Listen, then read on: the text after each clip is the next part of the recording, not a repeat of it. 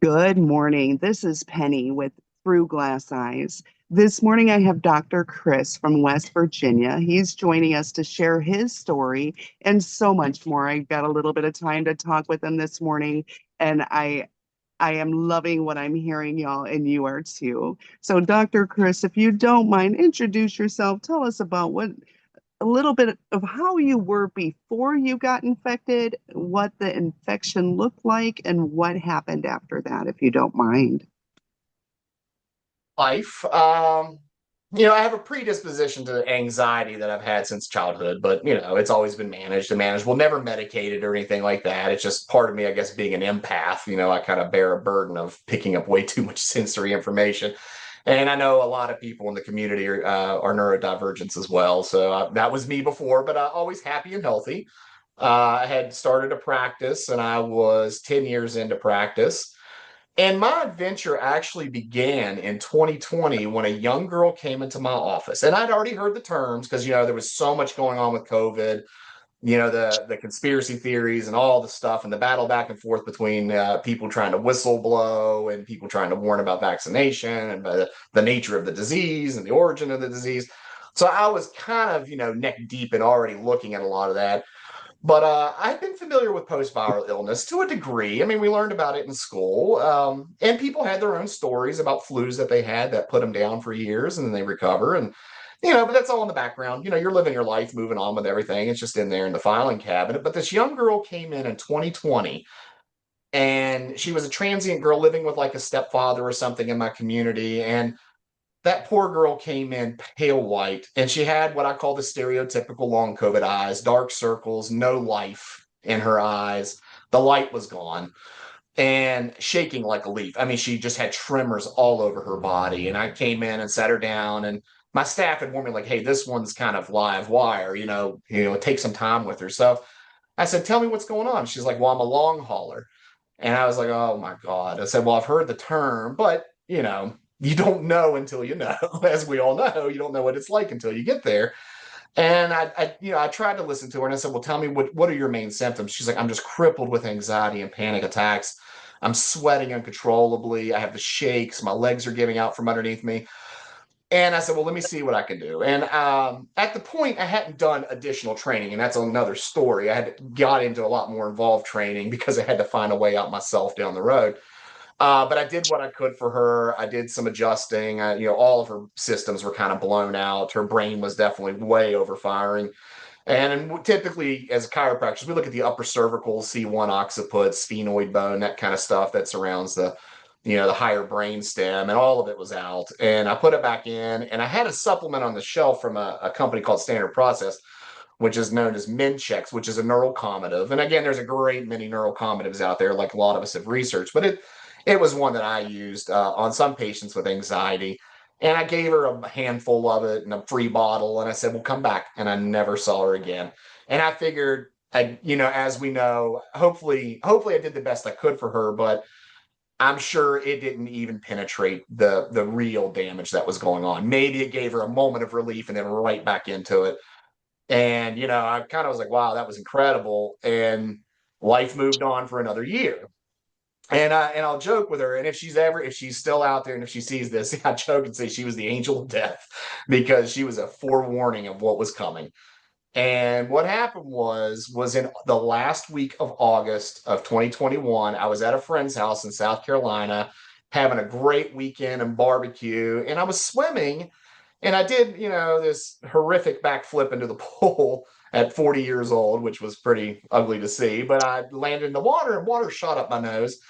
I was like, oh, I got a scratchy throat. Huh. Yeah, my sinuses are a little scratchy. Well, you just shot a bunch of pool water up your nose. Didn't think much about it. Next morning, I woke up and I was like, ugh, whew, that doesn't feel so good.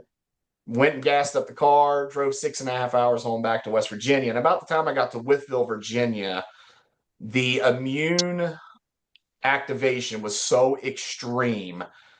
And it was a feeling of like, this is a flu, but my genetic, I only can say my genetic memory was like, this is unfamiliar. This is not something I've ever experienced before. It was a very odd psychological awareness and physical awareness that my immune system was turning on and didn't know exactly what to do. And I was getting sicker and sicker. I had lead weighted eyes. I could hardly hold my head up. Sinuses were just completely impacted. Muscle aches started setting in. And I thought I might have to pull over on the side of the road. I might have to call an ambulance or be airlifted. This is not good. But I managed, probably shouldn't have, but I managed to drive home, probably with the same level of competency as somebody who was drunk because I was that sick. Managed to drive home, pulled into my driveway, crawled into my house, and crawled into the bed for 12 days and basically assumed I'm going to die. And had just told my wife, check on me every few hours. If I'm dead, marry another, sell my stuff and enjoy the rest of your life. And, at the time I had ivermectin because, everyone was so against ivermectin. Well, I went and bought it because whenever they do that, I figured go ahead and get some. I didn't use it on myself because at the time my dad had suffered a stroke and then a hospital induced brain bleed because they gave him too many brain blood thinners for his stroke. And he had been completely invalided to a vegetative state. And I was so terrified because that was when they were, you couldn't get into the hospitals. You had to go through glass. I had to see my dad drooling in a wheelchair and wave at him through, glass walls and emotionally just completely devastated. And I was still very sick at the time. That was part of that 12-day cycle. And I immediately said, I need to go get tested. So I went to a Med Express and they ran 2 tests on me and not a single one of them tested positive. And I had a rapid test later. And I know there was all the discussion, especially from the late inventor of the PCR test that they weren't really designed for that and they had high false positives. So I was like, well, for for better or worse, let's test a couple more times. Nothing. It never came up positive. I went to my nurse practitioner and I mean, I was just in stitches. I mean, shakes and sweats. I'm literally so sick in the clinic that people didn't want to be around me. I looked like I had the absolute plague. Crawl back. She was like, Chris, you're the sickest person I've ever seen. They run a ton of blood tests. She runs an antibody test. Everything was normal except for elevated cholesterol. And the cholesterol was extremely high. And there's obvious post COVID mechanisms for that, but everything across the board looked great. I went home and finished off that 12 days of illness and kind of came out of it and said, I think I'm doing okay. But I never took any of the ivermectin because I was so worried that my mom or my dad would get it because my wife had lost an uncle. He had gotten the flu in 2020 when that was before they called it COVID. It was the COVID, not COVID at that time. And he was dead within days. They gave him Tamiflu. His lungs filled up with fluid and he was dead just within days. And he was a very healthy man. And so I had this perpetual fear that I can't lose my parents. I have got to keep them alive in this situation. So I had set on my stockpile, probably should have taken it myself. But at that point, I think it was too late. It had already seeded, it had done its thing. So I managed to go back to work. And, and the nature of chiropractic is repetitious. You're seeing a patient every 15 minutes in my office. You're taking in all their intake data, their information, their complaints. Plus, it's a very physical job. We don't do light chiropractic. We tend to do more of the high velocity adjusting, and we mix and match techniques. But it's very physical. So I just wasn't recovering. I would come in here and talk to my parents because they always come to visit the office. Several times a week for lunch and stuff, and I'm just sweating, cold sweats all the time, and muscle chills and internal vibrations. I'm like, well, dude, you were sick for 12 days, and we were always told in school that if you're sick for a week, expect a month recovery. And I'm like, well, okay, let's wait this out for a month. It never got better. It just slowly began a descent, and that's what I call the descent.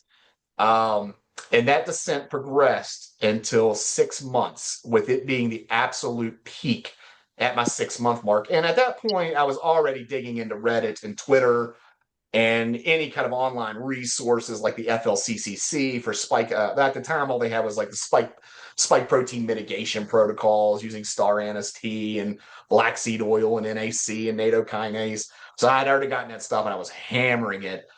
And it just was like, I don't feel like, I mean, it's doing something, but it's not doing enough. There's something really wrong. There was just this presence in my brain of something's really wrong. And then right around, now I'd probably have to guesstimate the second month in, I felt a tingle up my spinal column into my brain. And I knew right then and there, holy shit, this is like a form of some sort of viral meningitis. This has gotten into my brain.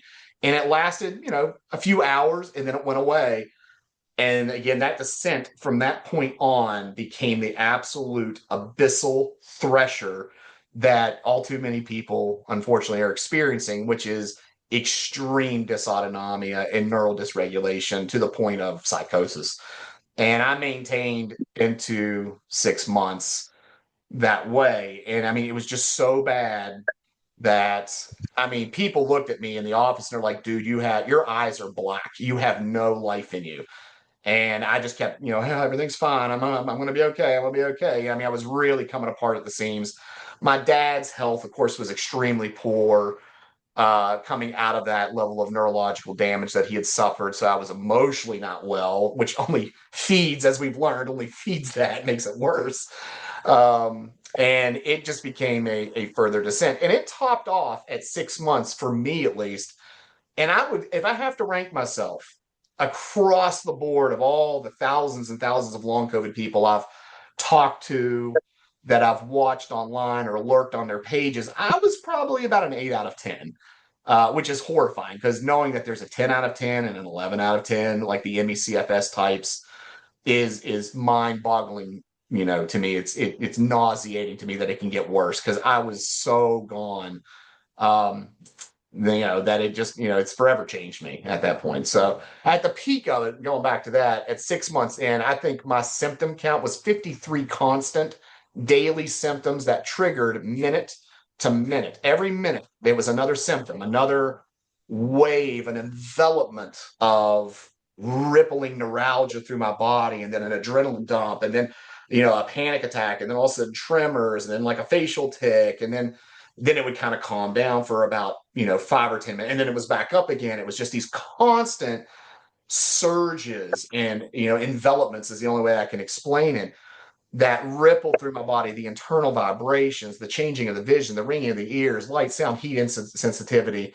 I can go through the whole list of all 53, but you all very well understand what it does. And it's so total.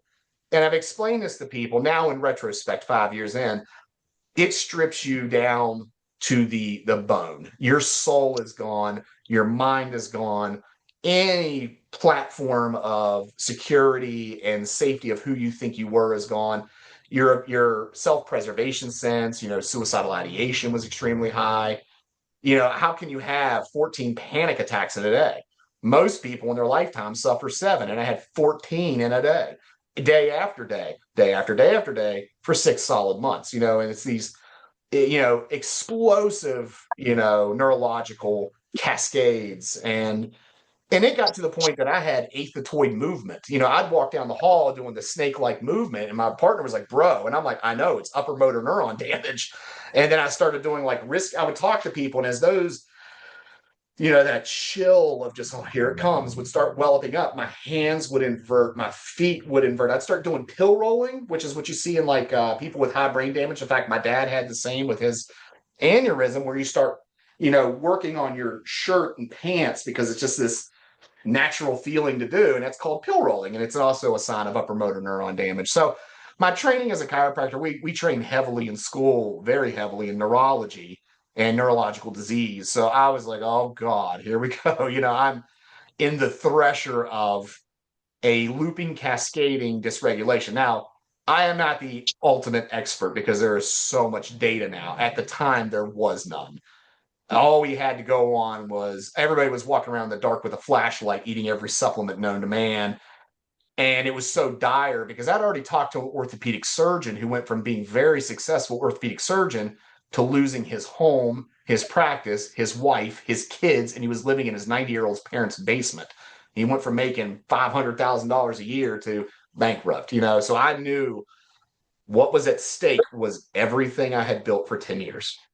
And I knew that getting on disability wasn't going to be able to be achieved. I knew they were doing everything they could at the time to really slow down the the seriousness of it, because obviously in 20 and 2021 we had directed bot attacks, we had directed influencers and shill medicine doctors that were belittling long COVID people and saying, oh, you just went on disability and it's just a common cold and yada, yada, yada, when the numbers were starting to stack up. And the reasons for that being is the actuary insurance data, as we see now 5 years in, the disability has skyrocketed parabolically because they knew, in my opinion, this is my opinion, they knew with SARS-CoV-1 that 99.9% of those people never got back. They never got their lives fully back. And that there was going to be percentages, a variation, that the levels of disability were going to be so high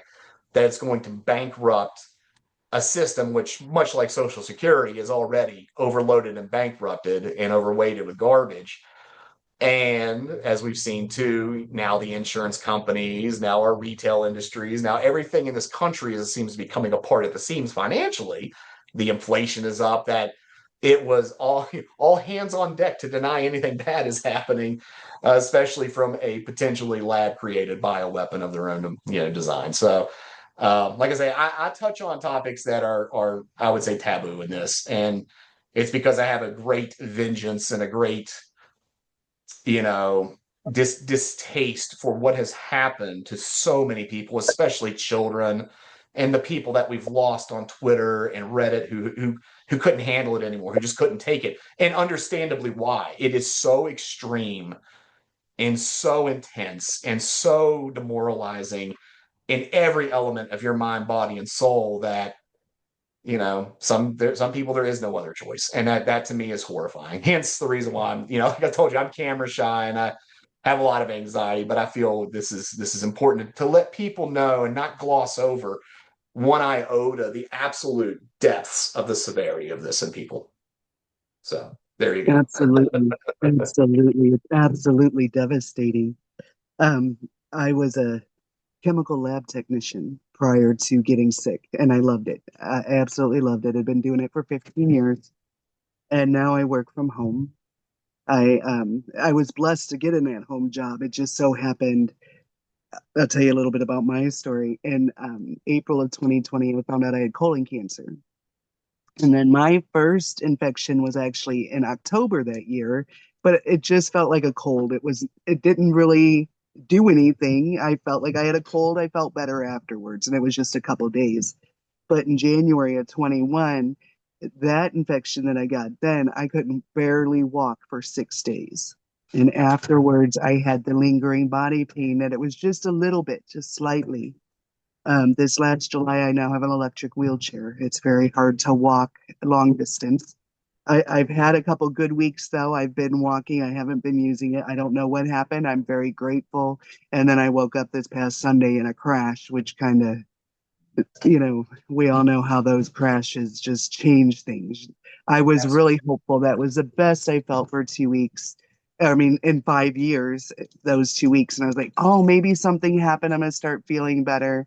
And then that crash came back and reminded me, silly girl, I just wanted you to feel better for, whatever time.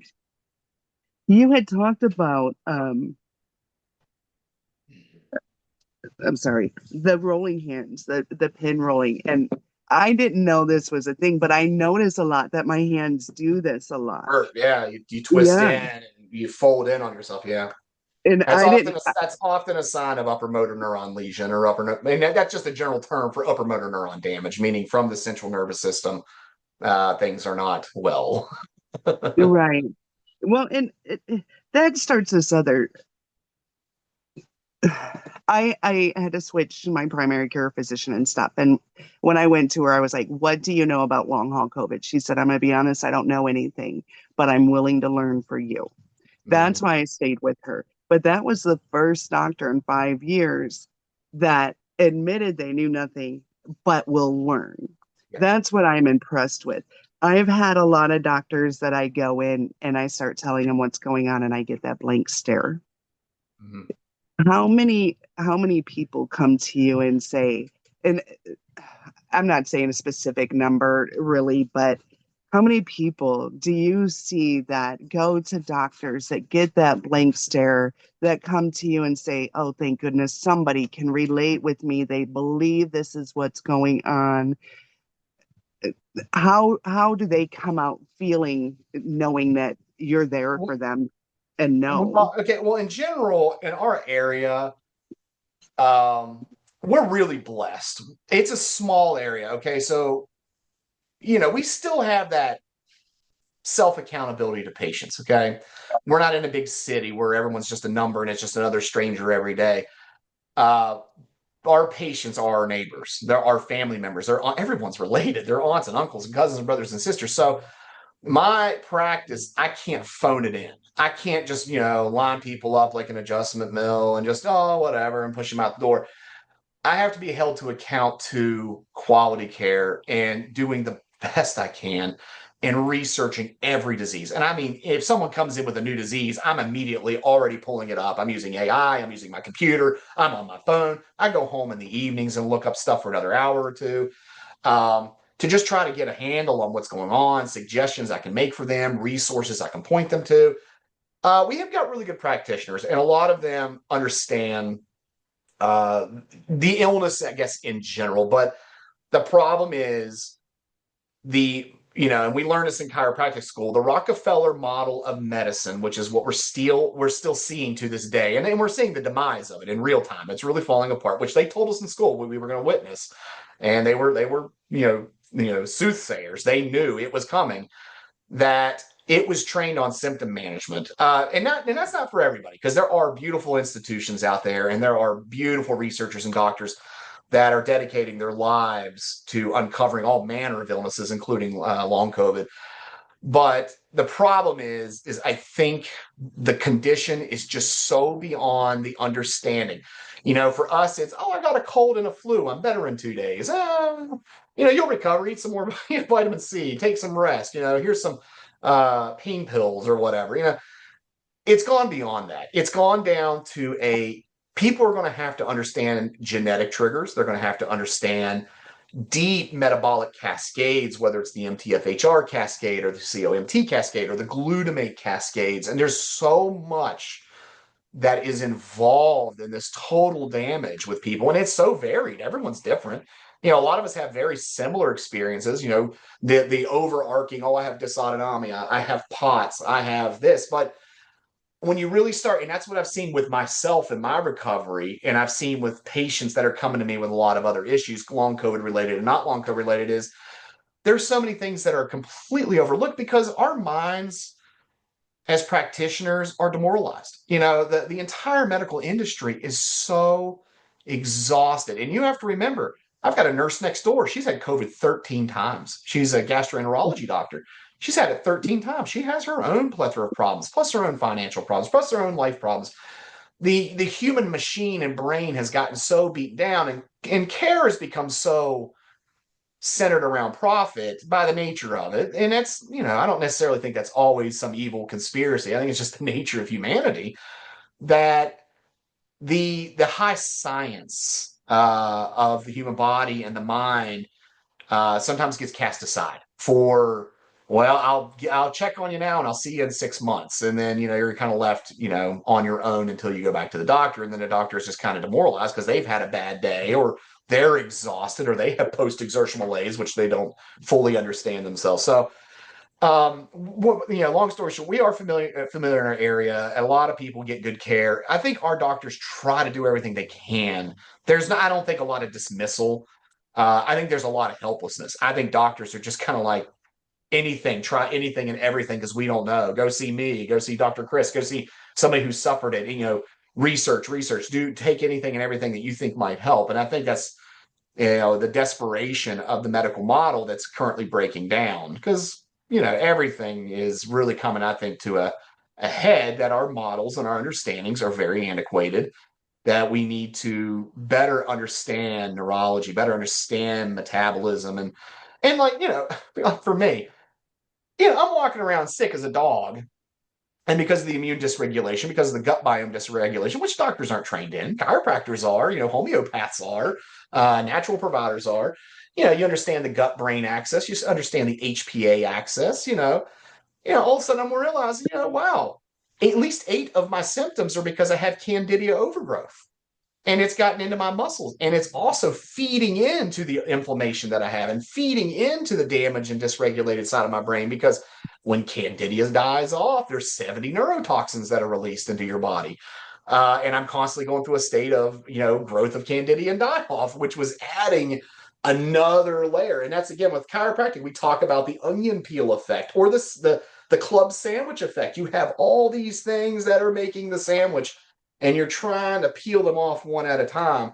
And that's the big, I think that's an interesting miracle out of long COVID patients, is their absolute resilience to using, I mean, people who aren't medically trained, people who have no understanding of anatomy, who didn't spend the years in school, that are learning it themselves, to the extent that they're more advanced in the knowledge than a neurosurgeon or a neurologist, and are able to look at, well, wow, you can use this supplement or you can use that to have an effect on this. And then, people test it, and some people give the benefits, others don't.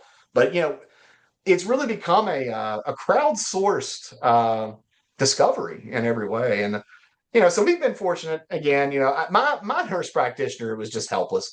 She's like, Chris, you're a doctor. I'm a nurse practitioner. She was like, you tell me what you want to do and I'll do it. And I spent about $10,000, because in our amazing economy, and even as a doctor, I can't afford health insurance. It's too expensive. I have a catastrophic plan so they can bury me and, hook me up the tubes in the hospital, and maybe a little supplemental dental plan. But I don't really have insurance, and I had to pay cash out of pocket. It added up to about $10,000, and God knows, at least several $1,000s in varied supplements and approaches. And, it got to the point where it just became ridiculous. Where I mean, when I go into a cardiologist and my heart rate was, 180 beats per minute because I tied my shoes, and they're like, well, you're too young to be here. And they're right, because I'm looking around and everybody's in their 70s on oxygen or has had heart transplants. And the woman's like, well, you'll wear a Holter monitor. Well, yeah, I see it's spiking often, but your average is only 80 beats per minute, which is normal. I'm like, well, yeah, but why is it spiking every time I take a hot shower? Why is it spiking every time I hear a pin drop or a glass break or something? Why am I having these surges? Well, I don't know. I mean, everything looks good to me. Have a nice day. Here's your $800 bill. And I'm like, so I got to a point where I said, it'll either kill me or I'm going to figure it out on my own. And that comes to a point, going back to that, we didn't fully cover my whole arcing story of 5 years. Up to that 6-month agony, I was suicidal. I was in so much pain constantly, and never ending brain, body, soul, all of it was completely blown out, that I had come to the conclusion that I'm going to have to check out. There is no way I can this if this doesn't get better. There is no way. I mean, you cannot live like this. It's just too much. It's worse than torture. It's worse than, being in a prisoner of war camp. It's worse than being in Stalingrad. This is so unrelenting and so demonically harsh on the body. I'm going to have to check out. So I had gotten to a point, and I know a lot of us have, and unfortunately some have gone with it, that I was on my beanbag chair in my basement, just completely curled up in the fetal position, and I was praying. And I'm a very lapsed human being. I'm a big sinner like everybody else. I was born a Presbyterian, but it kind of brought me back to, let's reach out to the heavens. And I prayed to God, and I said, why me? Why me? Why not the evil people in this world? Why not the pedophiles? Why not the people that created this? And I kid you not, there was a hand that came down on my shoulder like a warm hand, and I felt it press down on my shoulder. And there was a voice that sounded kind of like I don't know, like a jolly Santa Claus kind of voice. I don't know. It was just something familiar. Maybe it was a deceased loved one. I'll never know, but it was this voice that was laughing in kind of a playful manner that said, of course you. Why not you? I'm giving you a burden to bear. And I said, but why? Why me? And he said, because you're going to experience what so many millions will, and you're going to go from the beginning to the end, and I will spare no breaks. You're going to experience it all to make you better, to make you a stronger human, to make you a better doctor. Um, and I've done everything I can to honor that. I mean, it almost makes me want to cry. That that this is, I think this is deeper than people think. I think that this assault in our lifetime is a part of very powerful forces. And we are in a tug of war between the righteous and the demonic. And whether people want to look at it that way, I mean, it's entirely interpretation to everybody, but that's kind of how I see it. And that after that prayer and after that voice, it felt like a hand going down over my face. And I mean, I was in 53 constant symptoms. Every symptom, poof, went away. And it was like I was back to normal. And I was like, oh my gosh, there is a normalcy here. It's here. It's underneath the surface. And that lasted 72 hours. And then the thresher began again. And I just kind of said, I'm going to honor this. This is real. That wasn't, a hallucination. Because at that point, the psychosis and everything was setting in. I was getting derealization. I was getting visual, changes. And I mean, it got so bad. I'm walking into the office. First of all, I told people, I don't know how I got to the office with pants on. And I'm surprised I didn't.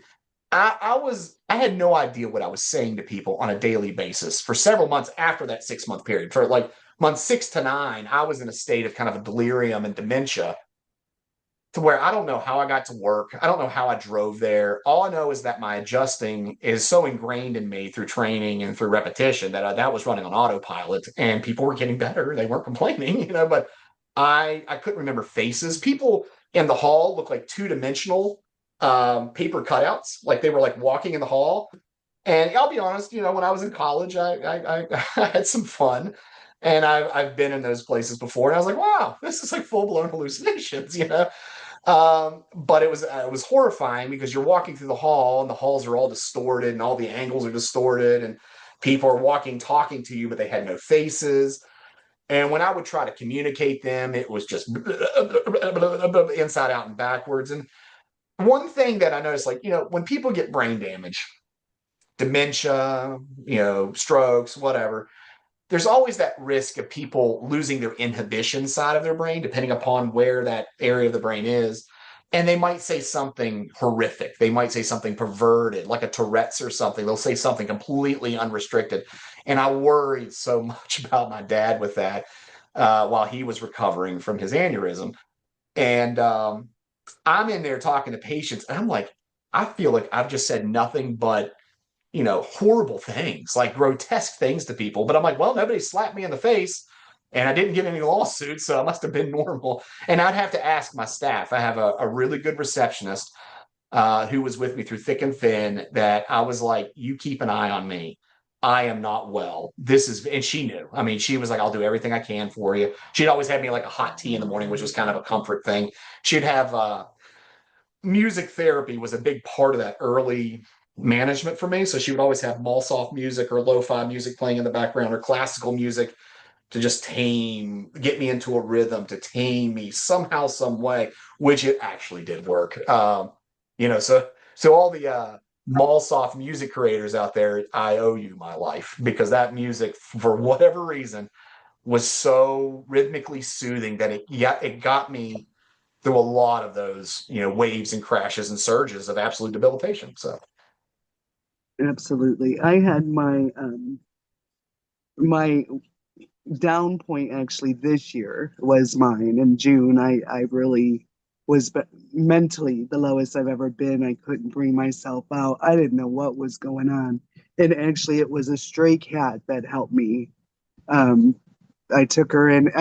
They caught her in the where I I don't mean to live. cut you off, but the No, question you could. is, was it a stray or was it sent to you? I really think, and that's where I was going to get at. I really think she Yeah. was sent to me.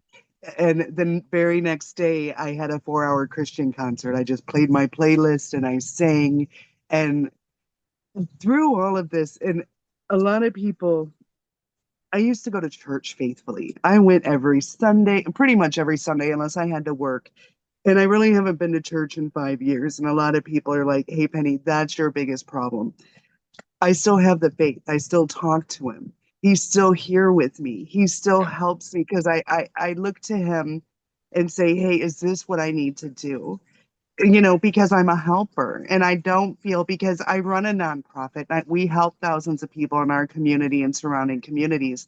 Right. For the last 5 years, I haven't felt adequate because I haven't been able to do that because my body doesn't allow me to. However, I have Mhm. volunteers that have stepped up and ran it. So that's great. But it's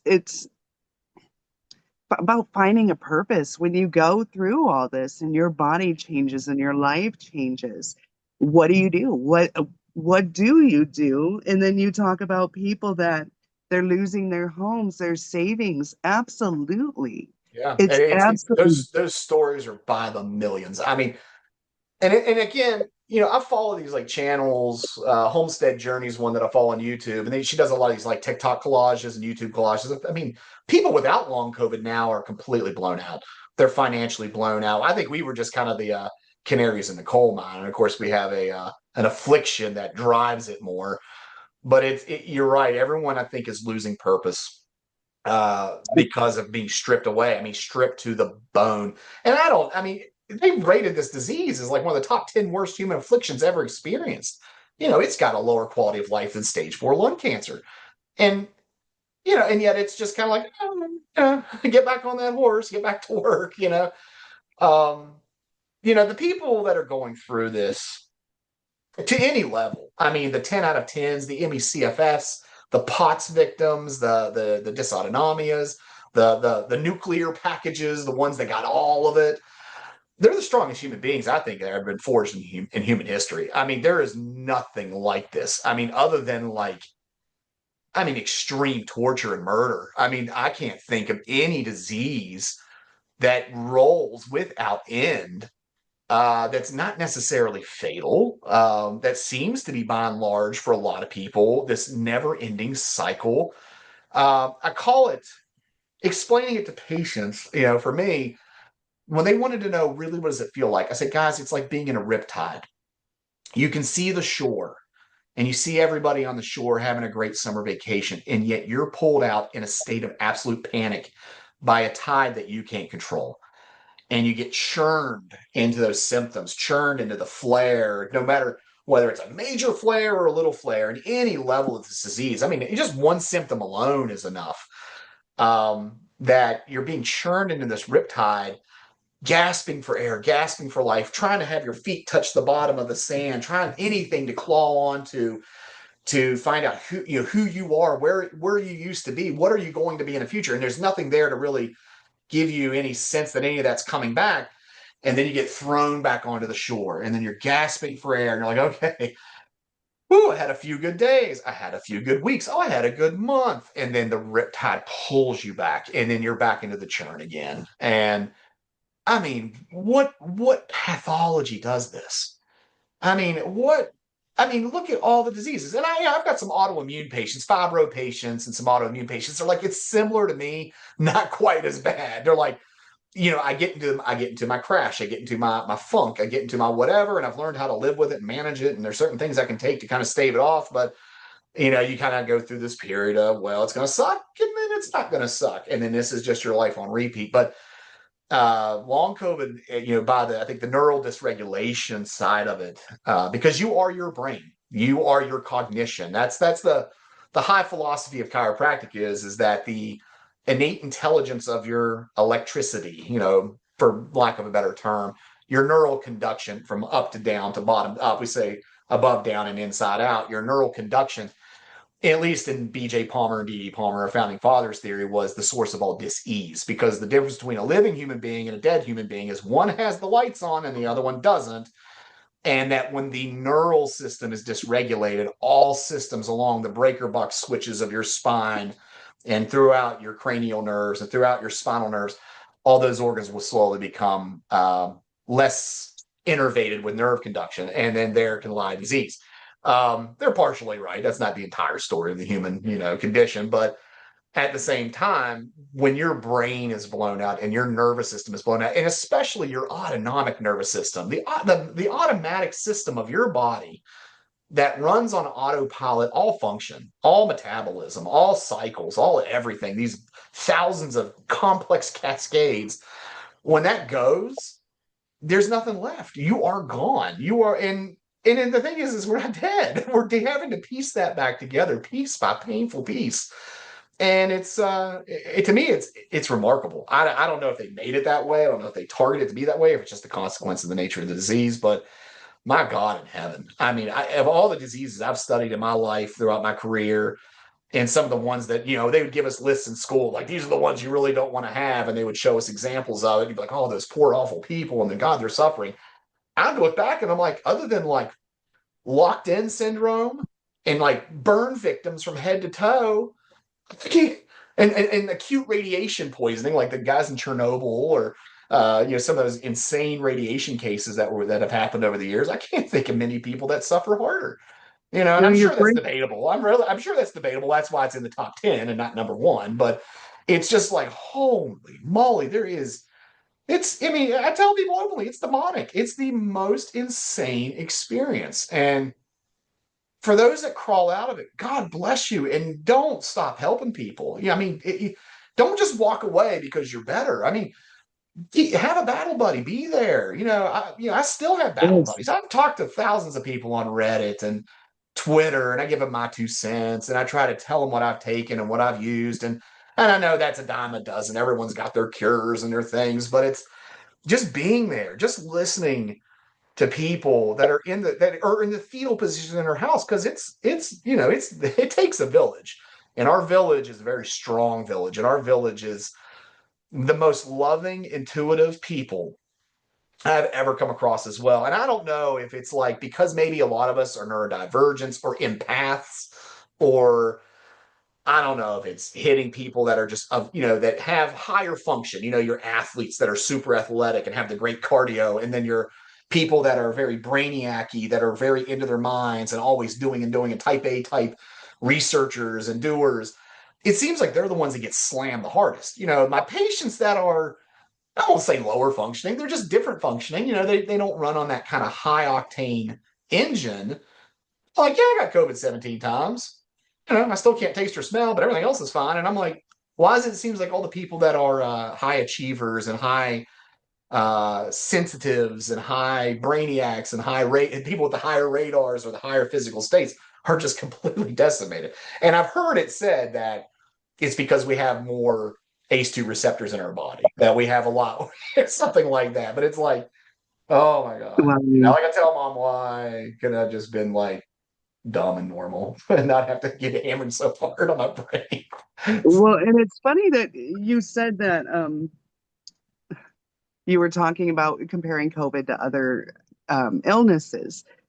I have stage 4 cancer now. It spread to my liver. It's fine. I just had radiation. The next CT scan, nothing glowed. So we're good.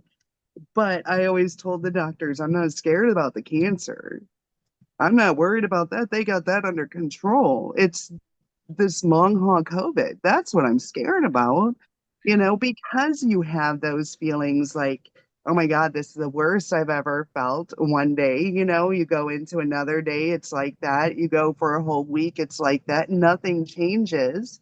And you're Yeah. in this god awful pain, and you go to the doctor, and you have to sign a contract to get pain meds. You have to do a urine test to do pain meds and stuff like that. And the bad part is everybody's just trying something, Anything. just trying something just to feel better, Yeah. and that's the hardest, I think, is there's so many recommendations. There's so many things to try. I've tried so many things, and I just got to the point where I'm tired of trying stuff because nothing really seems to help so far. I've done the ganglion blocks. They've done different things. As I'm researching, I'm finding more things that could be done. Don't get me wrong, because I wasn't researching at first. I was a poor me person. I'm going through cancer. Now I've got long haul COVID. All these changes are happening to my body. Then the cancer comes back in my liver. And it's been a whole ordeal. You know, Well, and I think too, especially with what you're going through, and I have this with other patients that are now cancer. There's so much colon cancer now all of a sudden. Where's all this colon cancer coming from? And right. this disease is pure PTSD in and of itself. And your cancer is a form of PTSD. It's mortality. It is looking at your life in retrospect, looking at your life in future, and trying to remain optimistic while having this process going on with you. And God bless you for it, that you're enduring so well. Um, Everybody is just being hammered. I mean, and it's if it's not multiple diseases at once plus long haul COVID, then it's their entire financial situation upended in long haul COVID. It's just and for Absolutely. anybody, like you say, there's kind of a poor me side, but there's also this side of it's like, oh shit, now I have to become a world expert researcher. Let me go get a library card to the Smithsonian Library and pile myself into hundreds of hours. I mean, I think total I researched I had a count. It was probably 200 hours after work of just digging and digging and digging. I even took my old anatomy books home, my old neurology books home, and just looking for anything and everything and what would affect this and how would this affect. I mean, to the point that I even had patients say, "Hey, man, I think you're taking too many supplements. I think you're researching too hard. I think it's driving you crazy." To the point that I kind of snapped on. I'm like, "Well, if you have a solution, then you tell me." Because it's either me or I'm killing myself. And some people were kind of taken aback by that because they had no concept of the dire state of things and the absolute lack of any kind of information that was publicly available. Now of course that's kind of rolling out, and of course every bit of research, there isn't a single bit of research that says it gives us a superpower. It's nothing but horrible things after horrible things. And you're right. It's all hands on deck to try anything and everything. And I did find things in approaches that I feel might have made the difference, or I don't know. Maybe I just got lucky that in 5 years I've been able to get back to a relatively normal life. Like even this weekend I've kind of had a flare, and I want to be honest with you. And this is a completely taboo subject. And if you put this on YouTube, I'm sure it'll get 10 million, hate comments, but I don't care. I think there's more going on than just COVID. I think long COVID is, yeah, very real, obviously very real, and very much a pathogen-based side effect. But I think we are also being hammered by several other influences, including uh, EMF-induced radiation, which was talked about at the very beginning and very much poo-pooed. I mean, people would talk about, oh, it's convenient that everyone started getting COVID in the areas that turn on 5G towers. I got sick the week that the FCC announced that it was the last week of August 2021. The FCC had a press release that they were turning on all 5G towers nationwide for a simultaneous test. And if you read the book, The Invisible Rainbow by Arthur Furstenberg, it's a very good detailed study in what has happened before whenever we turn on more aberrant extra floating electricity, whether it's radar or radio, that there are these waves of illnesses. So I wonder, and again, this is just my opinion and in my theories, that there's not just one thing happening, that we're being hammered. And then two, it gets deeper because why is it over 4 years? And I've got patients on a phone chain and friends that have long COVID from around the world. When they'll be in a decent state, they'll have a week or two that everything's fine. I flare, they flare at the exact same time. We have this phone chain because I'll be sitting there in the office going, "Oh no, here we go. Here's the symptom of the day, or here's the suck," And of course, my level of suck has dropped, enough, but it's still, you have to balance. It's a balancing act throughout the day. And I'm like, oh God, I'm going through kind of a flare. And then all of a sudden my phone starts buzzing like crazy. Bzz, bzz, bzz, bzz, bzz, and I'll pull it up. "Dude, how are you feeling right now? Dude, how are you feeling right now? How are you feeling right now?" And I'm like, "Well, how are you feeling right now?" "Man, I just got hit with a wave of anxiety and I can't control it." Or, "I just got hit with extreme PEM and I'm in the bed." And I'm like, "Well, I'm at work, with a massive migraine and Jimmy legs. My legs aren't working." And it has been very consistent over 5 years. Because again, like I said at the beginning, us chiropractors, we do a lot of pattern recognition. And when it's all the time, when it's 4 years of this, that my phone rings at the exact same time that I'm getting hit like a Christmas tree, they're getting hit like a Christmas tree. Everything's lighting up at the exact same time. So I believe there are other factors at play. And there is an also interesting thing that I think some long COVID people have noted, and I've noted it myself. Autoimmune patients, and even in my father's aneurysm recovery, whenever the barometric pressure drops extremely low or we get extremely sharp raises, there is a cascading of symptoms. And old timers know that. That goes back forever. "Oh, I could feel a storm coming because my knee hurts," or, "Grandma has the vapors. She's passing out." Well, that's because there's a storm coming. because there's a lot of vasoconstriction, vasodilation. There is mast cells in the brain and body that get activated when those things happen. And of course, we're already pink and tender in there. We already have these dysregulated systems. So, you have like the MCAS patients that they're going to flare more histamines, and there's that development symptoms. So some of it isn't necessarily like high conspiracy to EMF. Some of it's like, well, it's the weather changing, and that's having a direct effect on your autonomic nervous system through those mechanisms of mast cells. Also, to solar radiation. Every time we get hit with massive solar storms, typically over a KP4 level, my phone will ring off the hook. My patient base gets insane. I will have phone calls galore that patients are having emotional breakdowns, neurological breakdowns, their fibromyalgia is flaring up, their autoimmune diseases is just crushing them. And I have to say, it's not you, it's the environment that you're in. And I believe we are kind of in a multifactorial toxic environment where a lot of things are playing. And it goes also to the food supply, it goes also to the water supply, that we're really in a soup of influencing things that are already making long COVID in and of itself even worse, because we're now just super sensitive. And I mean, how many long COVID patients out there have developed multiple chemical sensitivity disorder?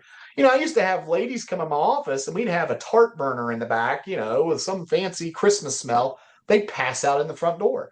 And so I can't wear cologne. I had to get rid of all tart burners. We have to kind of keep things very neutral in the office.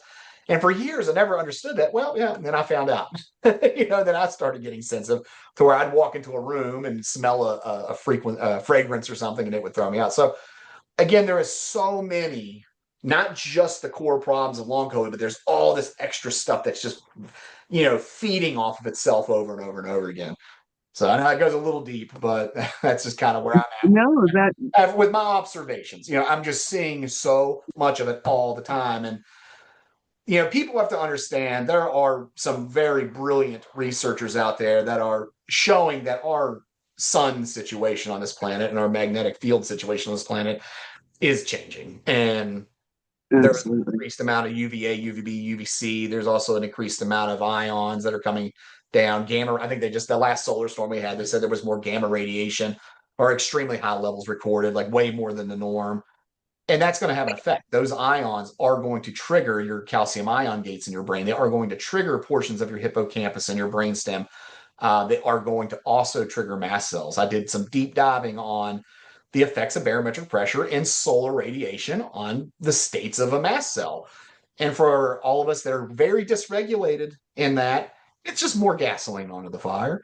So we have so many things, like I said, the onion peel effect, candida. What happens with candida and barometric pressure? Oh, it gets activated more. I mean, there's so many things that are just feeding, and it's dizzying, and you could drive yourself absolutely insane digging in and deep diving and rabbit holing every aspect of this.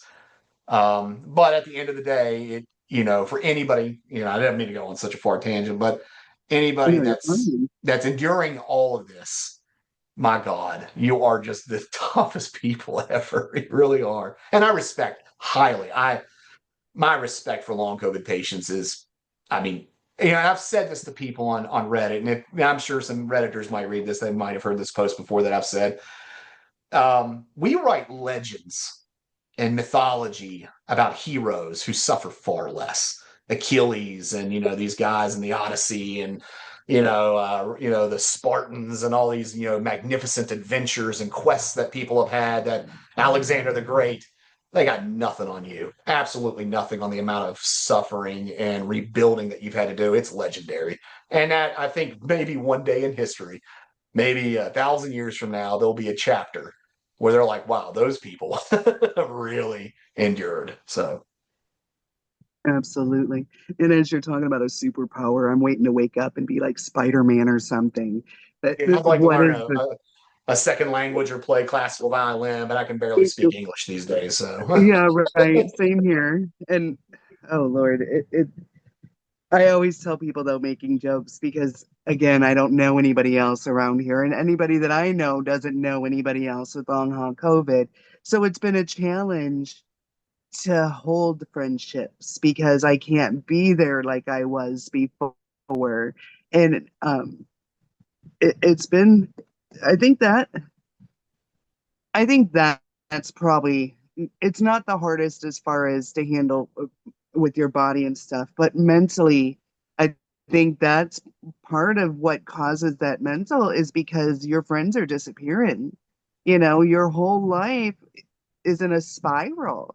You Yeah. can't commit to going to dinner. You can't commit to going out. You can't commit even to go to the grocery store. You You get can there and 10 commit minutes to, in, you get an adrenaline dump, and then you feel like, you need to be committed. I mean, it's just, yes, it's very unnerving. And I've had a lot of that too. Like, we had our corporate holiday party, and, unnecessary anxiety about it. I have fun. I love going to it. I enjoy my staff.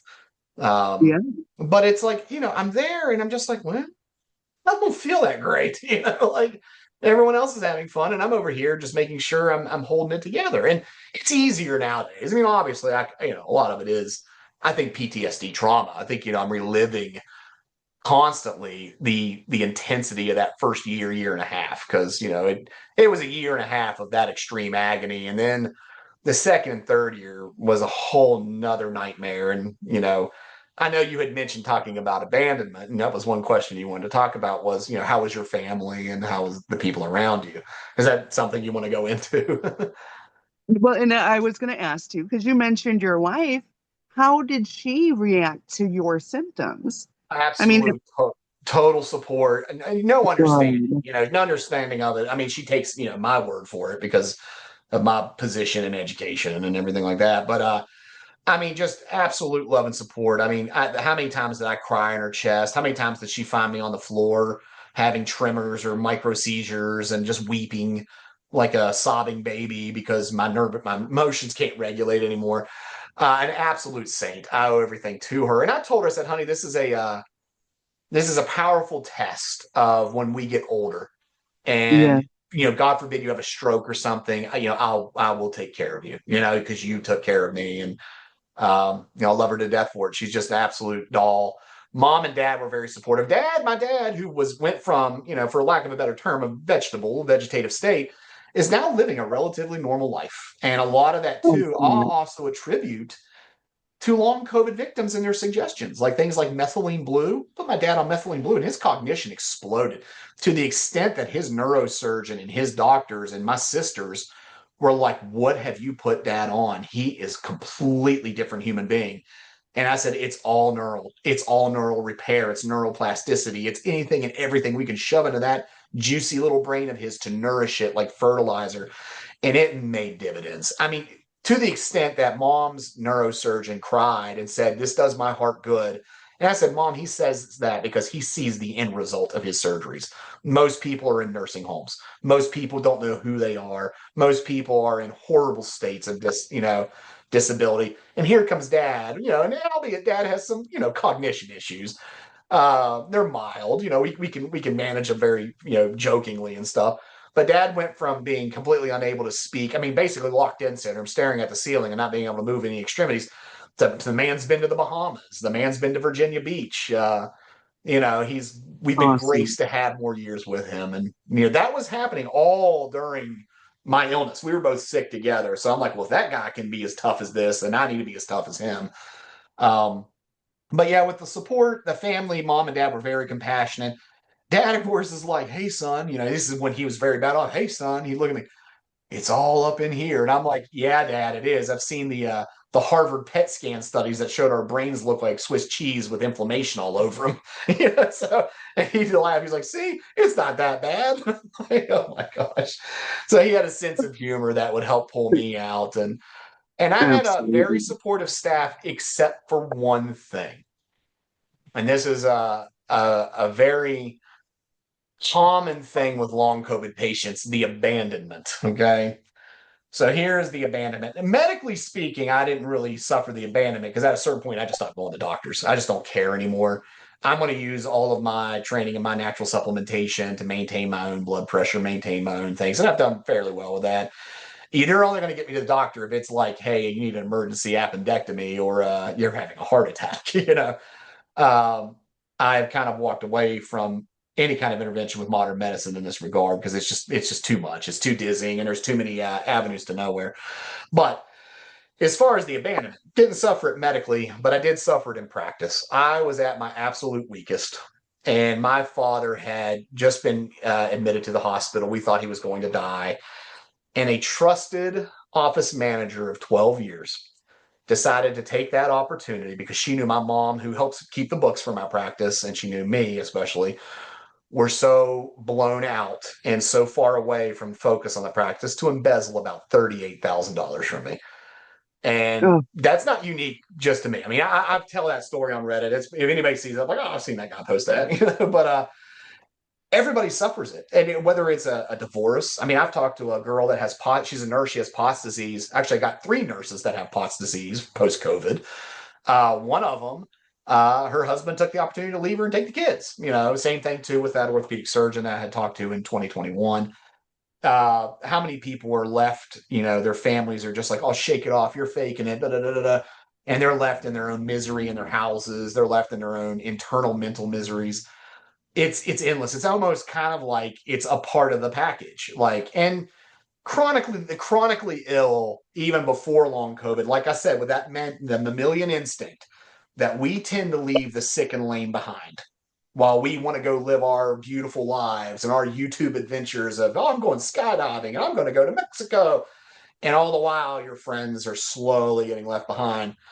Yeah, that is just, it's so common to everybody. And some of the tragedies that I've read from people about how horribly abused they've been by family members, by doctors, by their employers, their financial situations. It's almost kind of like, again, the double whammy. I mean, you're completely blown out physically, emotionally, spiritually. Your entire identity's lost. And then on top of that, people take advantage of you. They steal 38,000. So I had to go through at that point. This was like 2 years in, 2.5 years in. I was starting to get windows. I'm like, I even told my staff, guys, I think I'm getting there. It's not great. It's not 50 something symptoms every minute on the minute. It's more like little clusters. And I'd have good days, like 4 or 5 days, and then 2 or 3 days bad. And then my partner comes in and he says, I want to let you know something.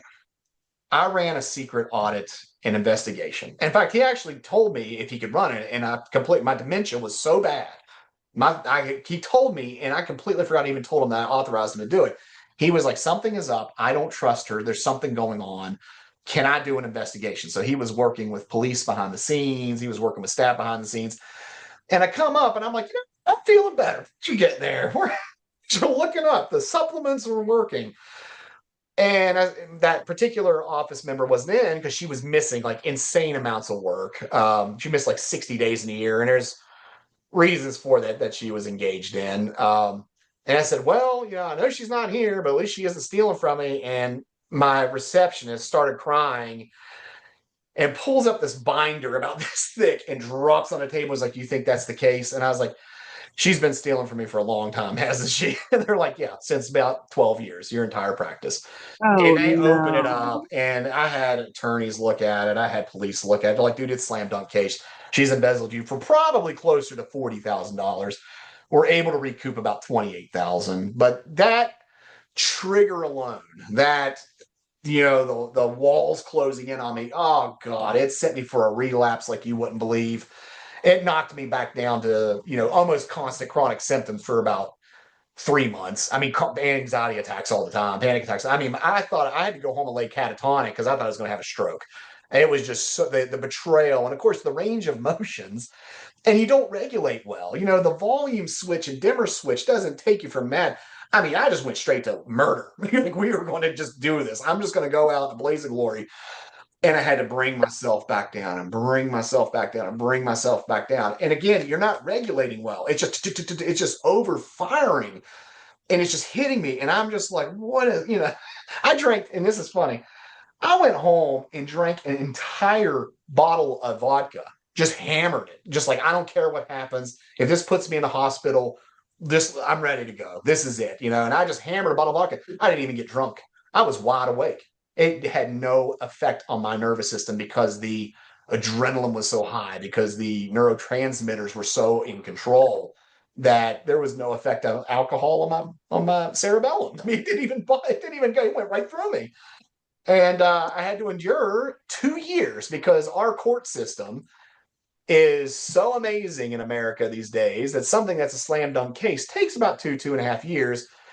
And, in court appearances, which were absolute panic attacks waiting to happen. Um, multiple court appearances, well, we're not really sure. And it was like, are you all even going to do anything to her? Or are you just going to like slap her on the wrist and let her go? Because I talked to a lot of people who had been embezzled from their small businesses, even in my practice. They were like, dude, we never got paid back. And because nobody has any money to pay anybody back. They can steal, but they sure can't pay back. I'm like, well, let's seize her house. Let's seize her car. Tell her to give me a kidney. I don't care. I want that money back. I've always been very generous to staff. I've given loans, interest-free loans. I give them money out of my pocket, huge Christmas bonuses at a loss to me. Why did she do this? Well, because we found out it wasn't her first rodeo. She had embezzled from about 5, 6 other places, including, this is hype, this is out there in the ether. I don't know if it's true or not, so I can't say it's true, but even a cancer charity. So I had Oh, to endure that relapse from all that, and that was the betrayal. So you had talked about support and betrayal. Great family support, great most of my staff support, and then the betrayal and treachery of that was it was just that more PTSD on top of the PTSD. It was just a PTSD sandwich. So, but we have come out on the better end of absolutely. that. It didn't get resolved. She is a felon now, and she will be paying me back for 7 years until she's about 50 years old. So Well, good. I think we'll take what we can get from it and move on. So and forgive her. I have to look at this from a spiritual sense that holding on to trauma is not going to help this get better ever, and that's if you're even capable of doing it, and I'm going to try to let as much of that go as possible. So Absolutely. that's the story of me. That's what I've been through. I'm so sorry you had to uh, go through that. That's trust me, there are horrible. plenty of worse stories out there. That was that, It, like I said, I I, was an 8 out of 10. There's 10 out of 10s out there. my recent experience, and I'll just tell you briefly because you talk about that emotional um war.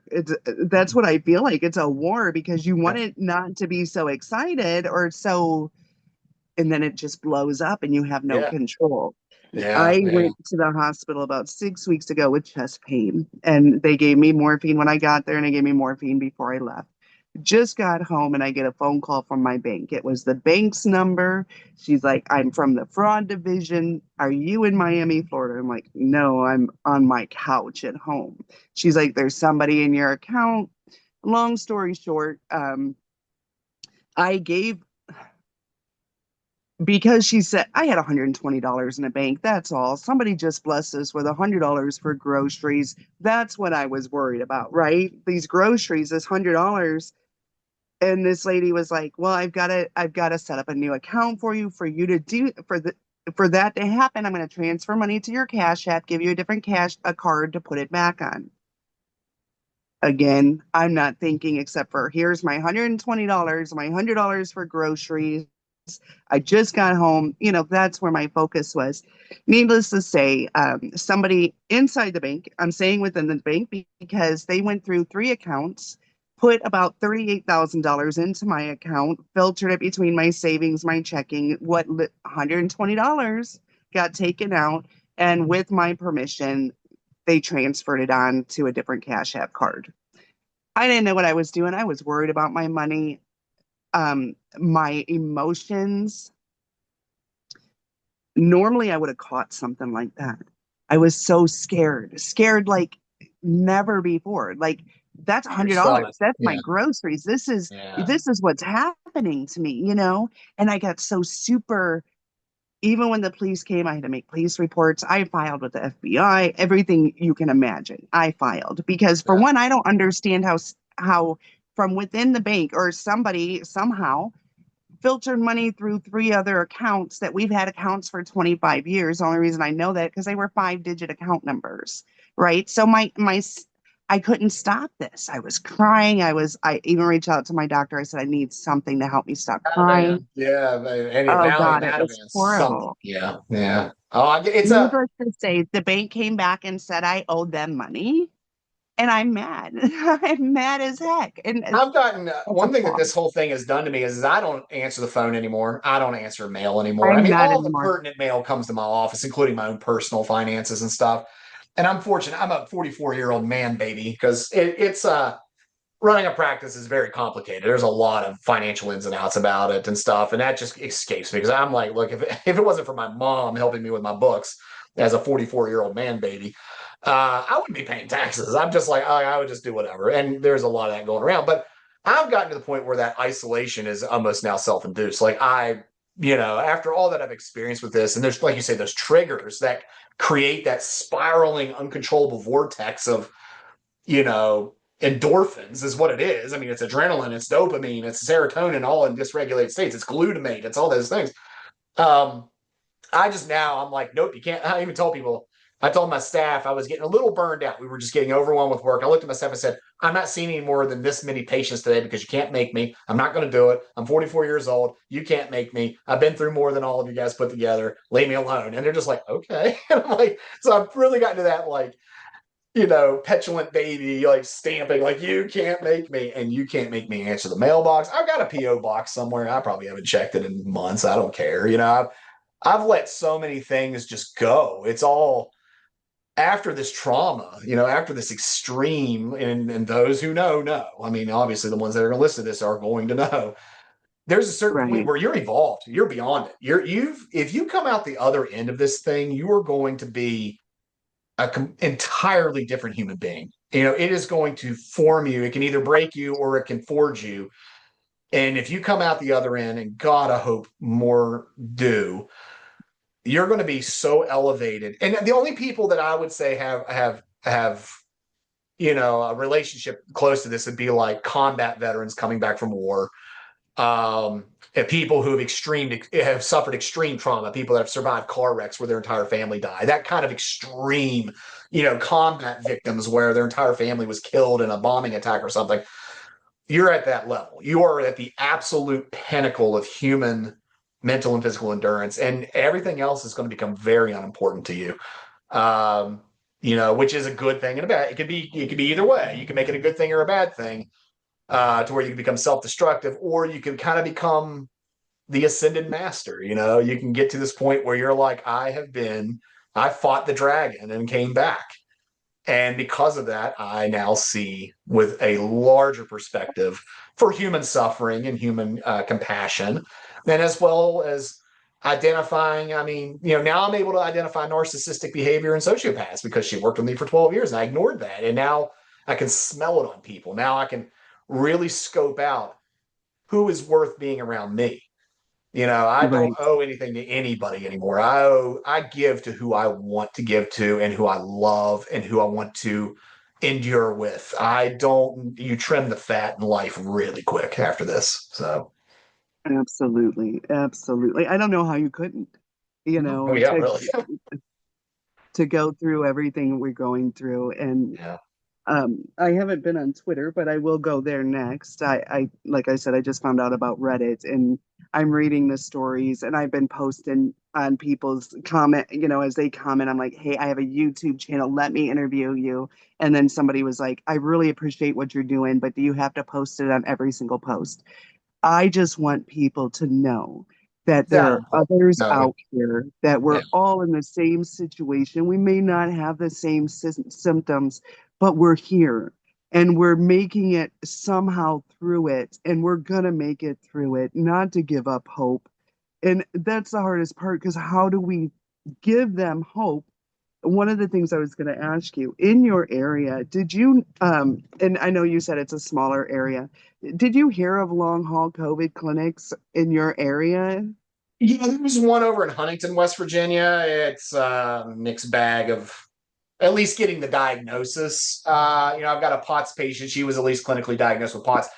It's funny, they won't give her disability. They're like, oh yeah, you can get back to work, even though your heart rate, even though you pass out like a fainting goat Right, whenever you feel like it. So there was at least some validation there. I'll put it this way: it feels like to me they just took whatever doctor at the hospital and said, "Well, you're assigned to that clinic," not somebody who is necessarily the most studied or scholarly in the matter, enough to run enough tests to say, "Well, you're not dying." But yeah, it's probably right. a long haul, So Oh, it yeah. was there. I never bothered with it, but after 2021, once we got about the 2022, 2023, I keep in contact with a couple of nurse practitioners because I treat them, and they come in from different counties. And we have relationships. I'm trying to get them to open a mega clinic with me so we can focus more towards holistic approaches. But that's Oh, the I love it. dream. That's the goal I'd like to achieve. But who knows if that'll happen. And I'm like, do you see anybody else like this? And they're like, well, you were the absolute sickest, but oh yeah, we've got plenty. And it's the gamut. It's reactivated autoimmune diseases, Epstein-Barr. It's people who now have vision loss, people who are now diabetics, people who are now suffering fibromyalgia and neuropathy.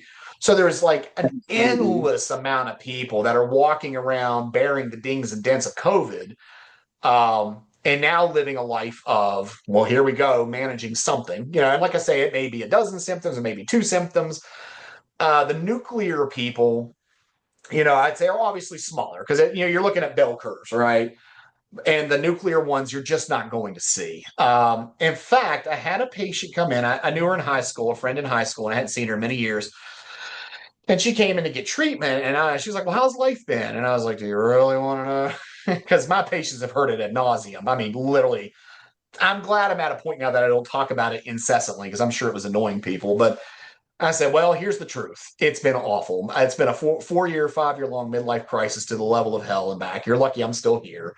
And I kind of told her, and she's like, you were that bad. She's like, I'm a social worker and I have dozens of clients of all ages, high school and up, who are now housebound, bedbound, whether it's with POTS or dysautonomia. I'm sure it's probably one of the two. And she's like, Chris, it's the most awful thing I've ever seen.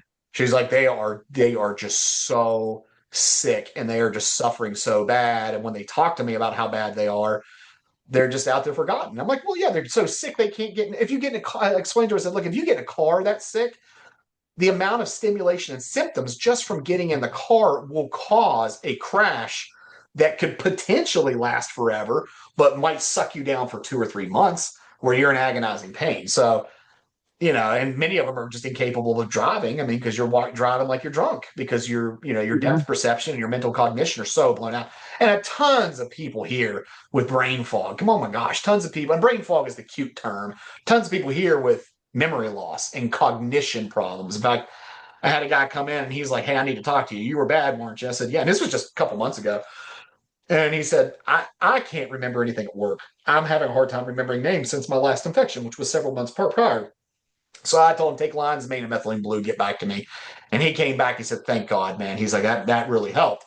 I said, yes, some, not all. It depends on the mechanism. I said, but stick with it. But it's a lot of people. And if you look, I'd seen there was an actuary chart or a data chart. It said West Virginia was one of the higher states that had a higher density of long COVID. And I don't know if that's because maybe our recording's better, maybe our doctors were seeing it more because it's a smaller area, lower population, or is it the general health of the state? Because we are a very poor health state and always have been, being in Appalachia. So I don't know what factors play into that. It'd be an interesting study in and of itself. But there's before I get lose my mind now. There is a lot of it, more than people I think Right. fully understand, and more that's ever going to be truly recorded on the data. Because again, the books are so cooked. I mean, everything is just so, unless you're like walking Absolutely. in with like ME/CFS or POTS disease, it's kind of like, oh, that's not long COVID. That's just good old fashioned anxiety. It's like, yeah, but I wasn't like this until COVID. So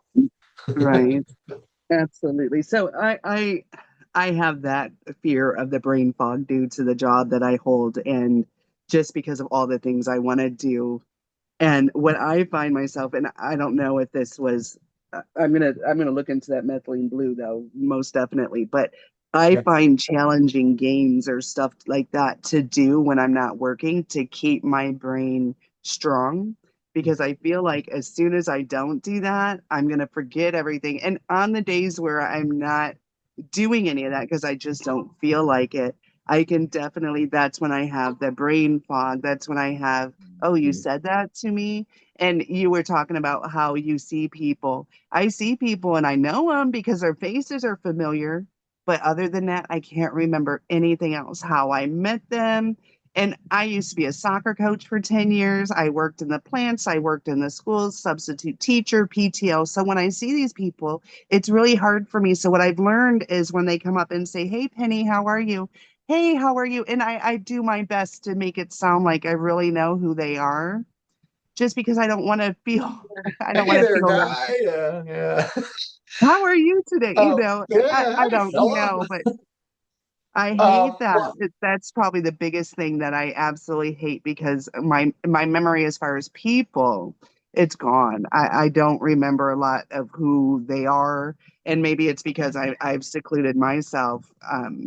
no, Really, most of the time I'm at home. in my opinion, that's totally rebuildable and totally redoable. It takes oh God, a concerted effort. So to that, early in the early days, there was no cures, there was no nothing, there was no advice other than the FLCCC, maybe some scammy, opportunistic doctors on Twitter. That'd have been scamming. Maybe they had a method, and there were people that were making suggestions, but whatever. It was this mess of nothingness, trying to figure out approaches. I got dedicated. I said, well, then this was part of that prayer. When we go back to that prayer that I had, God was speaking to me. He Right. told me that solutions for me would be right under my nose, and it was something I'd been ignoring for years. That was another part of it, which I failed to cover. But I came to the office, and I have a manual for what's called the CCWFM, which is clinically certified Whole Foods nutritional practitionership, which is a study of the International Foundation of Nutrition and Health. And chiropractors and naturopaths get into it. There's other organizations similar, but they primarily pivot and work off of the standard process brand of supplementation, which is very unique with the certain patents that they have. And I found myself standing over this book that was covered in dust and that I had gotten from a seminar, 8 years before, and I just never got into it. Never got much into the nutritional support stuff. And I said, "Oh my gosh!" And the first page I open up is the advertisement for the certification. So I ended up paying out $3,000, I think at the time, or maybe it was 2,500. The prices have gone up, and dedicated to doing that training. And that training was just as hard as anything I did in chiropractic school. It was shocking. Now, granted, it's online and open book, but my God, the testing, the amount of testing quizzes you have to do, and the amount of videos you have to watch and lectures you have to watch. I mean, it was something like 180 hours alone of that I did on weekends because at one point there, I realized it's either going to be me figuring out solutions for myself, and through this nutritional, whatever's going to come out of this nutritional expertise, I'll be able to apply to patients for everything from gallbladder issues to cholesterol. But it's going to come from this. But at that time, I was starting to develop extremely bad. Like I said, the facial blindness, the inability to speak. I couldn't put together sentences correctly. I had completely lost math. And that's completely gone anyways because I hate math. I hated math in school, but I've just let that one go. I said, I don't care. I'll die not knowing math anymore. But I was really losing, I was leaving tea kettles on and burning them down. I almost burned down our house a couple times. I was driving down the road, and this is where it really fully hit. I couldn't remember how to drive a car. It was just gone. I got in my car and felt fine, and it was just gone. And I'm turning on the heat. It's summer, and the heat's on like 80 in the car. And I'm pressing radio buttons. And of course, now every car is all digitized with their TV screens. I'm smashing my hand on the TV screen, thinking that's how I start my car. And my car is running, and I'm hitting brake and gas at the same time. And luckily, I was on a road that nobody was on, and I knew this is extremely severe. Pull over, so I pulled over and sobbed like a baby for at least a half an hour. And my windshield wipers are going, and my lights are flashing, and the volume's super loud. And I'm like, I don't know what I'm in. It's like I was in a spaceship or a nuclear control panel, and nobody told me how to work it. And then little by little, it started to come back. And I said, okay, this is serious. I said, I have got to do something to repower my brain, rewire, open up the different lobes, get things cross firing as best as I can to stave off this from getting dramatically worse because it was getting worse. And I dedicated myself to that training. And holy moly, that was like pulling teeth because I could hardly tolerate reading. And of course, visual stimulation. Because again, this is very similar to having concussions. We got brain Yeah. inflammation, and they tell you, hey, if you have a concussion, get off your cell phone and don't read. Don't get stimulated. It'll make you worse. You will delay your healing. So I'm in here trying to read, these books, and I'm pouring over it because too, there was that sense of I have to learn everything about this stuff through and through and through at least 5 times over to be good at it for my patients, but to find the key for myself, and it was just this intense to the point that people are like, dude, you're always at your office on the weekends. You're burning the midnight oil. I was in here with notebooks everywhere and charts on the wall and listening to these lectures from all these great nutritional experts with the International Foundation of Health or Nutrition and Health, and just pouring into everything because I'm like, this is going to be the only way. It's either this or there's no way, because here we are 5 years in and no direct cures. And I will give my credit to them and that organization. Like I say, the three big people they get credit. Well, mom and dad and my wife, other sufferers who were battle buddies with me, the creators of Mallsoft music that kept me at least tamed down in my anxiety with that music playing 24/7, and the International Foundation of Nutrition and Health, standard process by extension. Because without any of that, I don't think I would have seen any gains. And the training alone and the supplementation that I used from them alone did give dividends. I did see some changes, and albeit not cures, like I tell people, but there were shifts, and there were very much it was clear that I was directed into that, and you're right. The victims of it, you got to find things, and I had a friend many years ago. He was a coal miner because that's what we do in our area. He had been laid off, which is typical, and he had just got stuck to playing video games all the time. He said he felt himself getting dumber by the day, and it was starting to scare him. Like even his wife was like, "Hey, you're not the same person," because he was just sinking into an unemployment depression.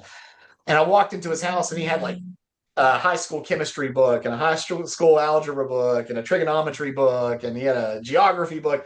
And I'm like, "What are you doing?" He's like, "Every day I do 2 hours of homework."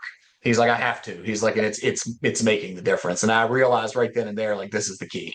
You've got to rewire. You can. I've seen my dad do it. My dad went from drooling and not knowing who anybody was. He thought he was in Florida when he's in West Virginia. He thought he had a second wife in Europe, which he's never even been to Europe in his lifetime. To now, dad is Oh, really functioning and normal. 95% normal. I can say, Dad, hey, Dad, what's 12 minus 5 plus 3? And he'll knock it right out. It's all about neuroplasticity and rewiring. And the component of that, I think, is a very important thing that people, especially ones that have begun recovery or have seen recovery, you can't just let that go. You're not just, oh, I'm better now. Let me go live my life. No, no, no, no, no, no, no. We don't know what this is going to do 40 years from now. And that's kind of based off of the ideas of the flu pandemic of 1918. It's always, oh, you got all the, like, especially in our area, you've got all these family grave plots, especially up in the mountains and in the hollers. And there's all these 1918, 1919 deaths, from that era in 1920s. They never tell you what happened to the survivors of it in the 1920s and 30s and 40s. There was uptick in suicides, uptick in hospitalizations for mental illness. There were obviously autoimmune diseases, early onset deaths, people with dementia and things like that were starting to explode because these things leave a mark, and it may not, all the stuff that I've done may not come out to a hill of beans in 15 years or 5 years for all I know, but I sure as heck would not let the garden run dry on any kind of nutrition or stimulation or betterment of yourself, whether it be physical or mental, because I think that is going to make the difference between, and you see that with people's recoveries, the people that get in massive car wrecks, the people that push and push and push through therapy get the better outcomes. The people that sit and give up, just completely fall apart. So I think all of us have to respect the power of the brain and the body for itself to self-correct and heal under a great many circumstances. And by respecting that, feed it properly, feed it. Like I say, it's fertilizer for the garden. Get the most beautiful flowers that you can grow out of what garden you have left. And don't stop ever, ever. And help everybody beside you. So absolutely. Absolutely. And Mr. Chris, I really am enjoying this conversation. What is one thing, if you could give advice to anybody going through this, what is your biggest advice that you would offer? don't let the bastards win ever. Never. You hang tough. It hurts. Like I say, legends are written about people like you, and it's a personal hell that we're enduring. This life is temporary. We all have this notion of that everything should be a vacation and life should be one endless YouTube influencer video after another where we just get higher and higher and higher on our own flagpole and we just reach these heights. That's not life in reality. Life is short and brutal for most. You look back in history, the Genghis Khan pillaging villages and Stalingrad in World War II and, the amount of suffering and death in this world. Don't ever let the bastards win. You are a shining light. You are here for a reason. You are here to experience this. Unfortunately, we are here in this time and place to bear witness. Um, you are important. You are loved. You are not alone ever. You have so many people that are going through it. Make connections, make friends through Twitter, Reddit, wherever you can grab them. It's the little things that matter. Um, I'll read this, and this, let me pull it up. It'll take a second. I keep this on my phone, and I've kept it on my phone since 20, I think 21, maybe 22. And it's a gentleman. People on Twitter are familiar with him, that passed away. And we even had a guy in our area that had gotten COVID right about the time that I was starting to really descend into long COVID. He had gotten COVID, and he walked up into his house and just shot himself. He just said, "I'm not doing this anymore," and shot himself. And we don't know for a fact that COVID did it, but I would bet that there was some neural dysregulation that probably got on top of him, and he wasn't able to overcome it. Um, this is a gentleman a lot of people are familiar with, and his name is Marco. And so if Marco's family happens to watch this, my deepest condolences and absolute love and respect to you guys. This is it's a picture of him with his child on his back. Very handsome gentleman, very beautiful baby. They said, "My 40-year-old husband died because of long COVID. After a mild infection, he developed severe long COVID. He had trouble breathing, sleeping, walking, controlling his anxiety, and even relaxing his body. His doctor and hospital in our area dismissed him and his symptoms and turned him away. He became, excuse me, he became a shell of a person. And he said his brain was on fire. He lost hope. After only a few months of suffering, he took his own life. My 3-year-old son and I will have been without him for 10 months. And that's Victoria, his wife." So don't let those motherfuckers win. The people that created it, they have names. There is a paper trail. I won't say their names. It's best that I don't. This has been engineered. They engineered it for a long time. And like I said, I believe there's other influences as well that are making it worse.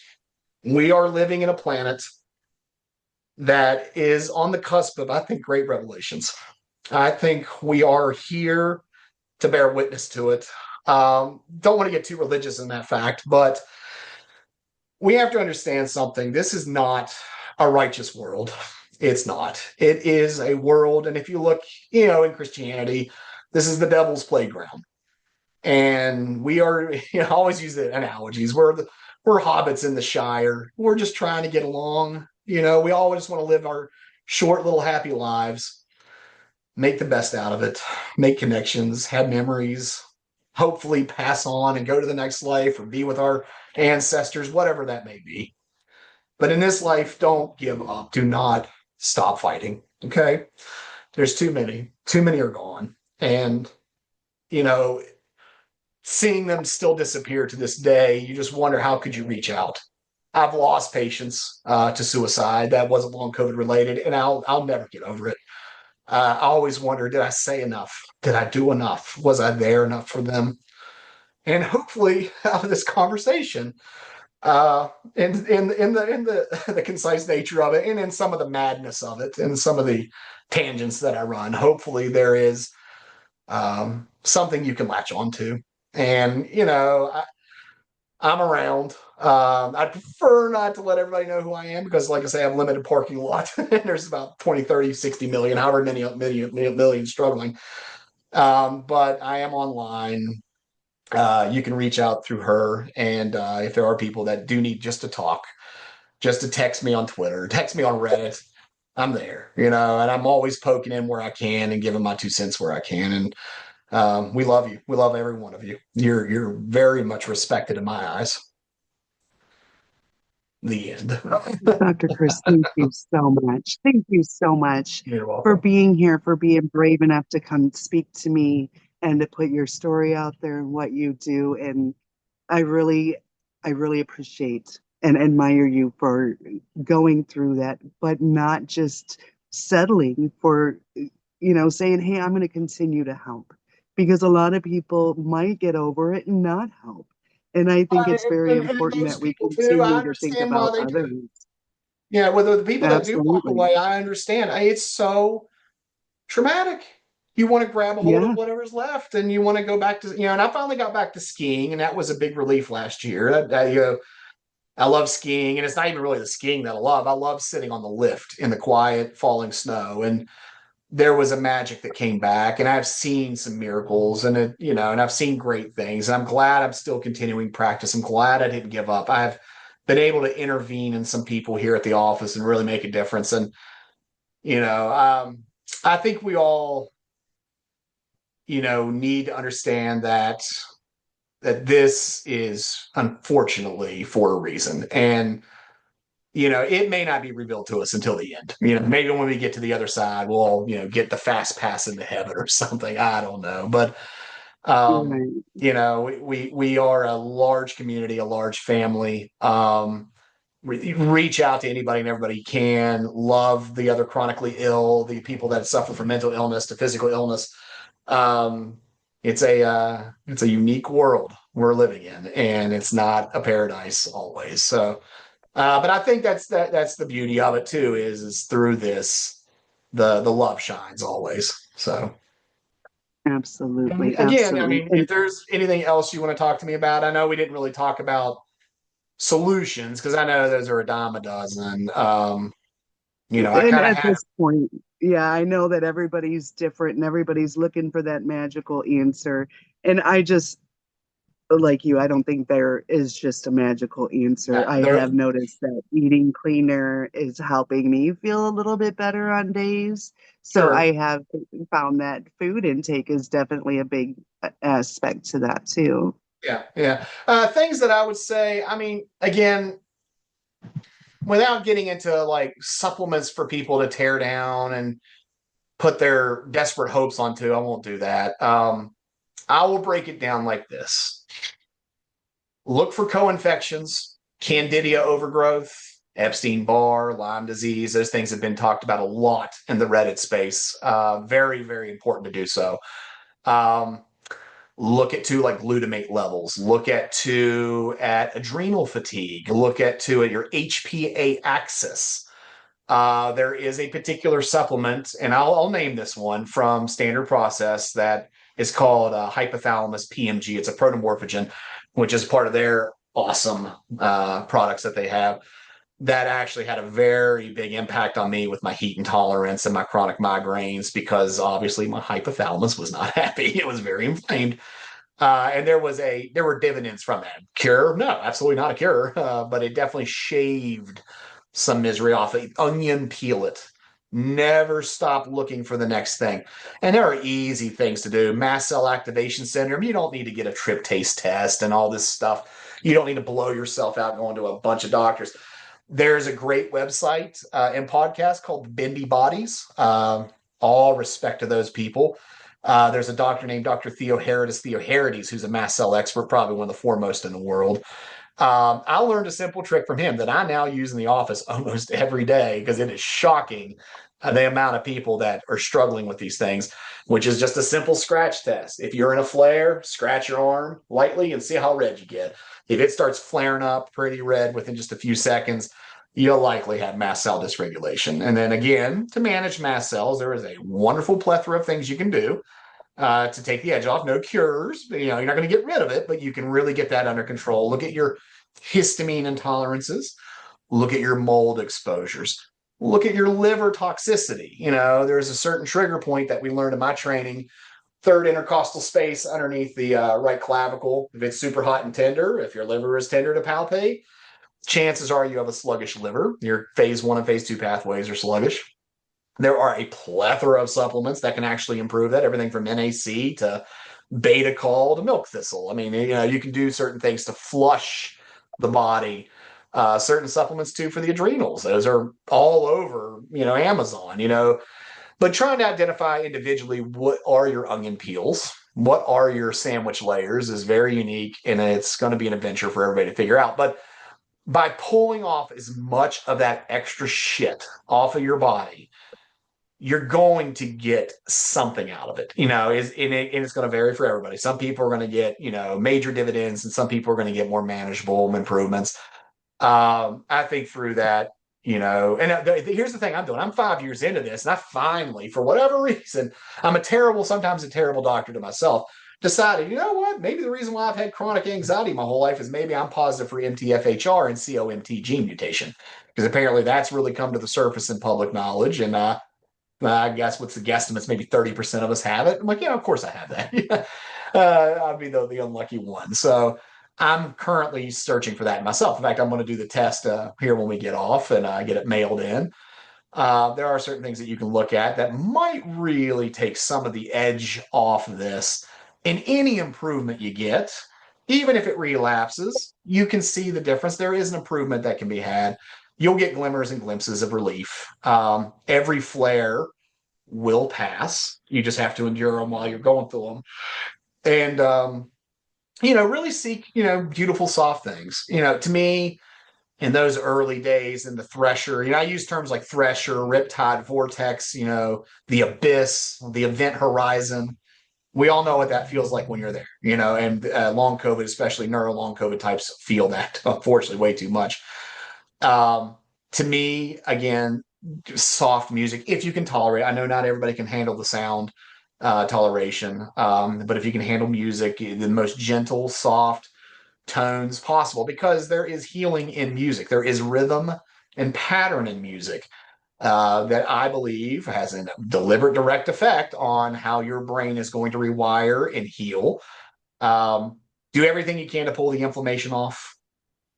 Spike protein mitigational protocols, I don't know. I mean, like I said, I did those for months. Maybe it had an effect. Maybe it added up to something. I definitely didn't feel much different afterwards. But seek everybody on Reddit and Twitter who has gotten benefits. Listen to their advice. It is learned advice through suffrage, and it's not to be taken lightly. So,